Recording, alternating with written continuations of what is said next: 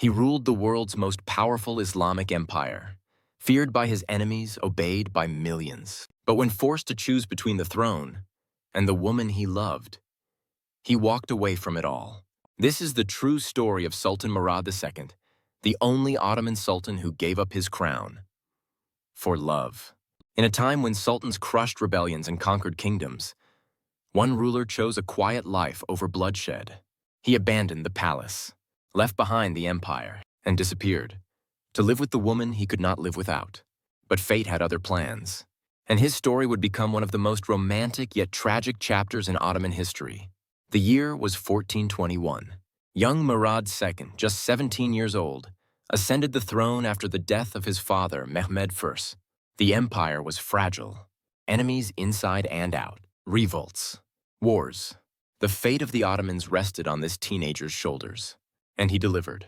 Murad II crushed internal rebellions, defeated European crusaders, and brought stability back to the empire. His most famous victory? The Battle of Varna, where he defeated a powerful alliance of Christian forces. But beneath the armor and crown, Murad was different. He wasn't like other sultans who sought endless power. He craved peace, and in the quiet corners of Edirne Palace, he fell in love. Her name remains debated in historical records. Some say she was a Greek princess. Others say a slave concubine turned queen. But Murad loved her deeply. She was his escape from the brutality of politics. And so, after years of ruling, Murad made a shocking decision. He abdicated.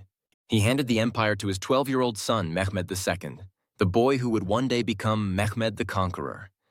Then Murad vanished from court. He moved to Manisa, a peaceful city far from the capital. There, he lived quietly, reading, praying, and spending time with the woman he loved. No wars, no politics, just love. But peace in the empire didn't last. Enemies saw weakness in a child sultan. Rebellions erupted. Europe prepared to strike. The empire begged Murad to return. Twice he refused. But when his son's life was at risk and the empire faced collapse, Murad came back. He returned to the battlefield, not as a sultan, but as a father and a warrior.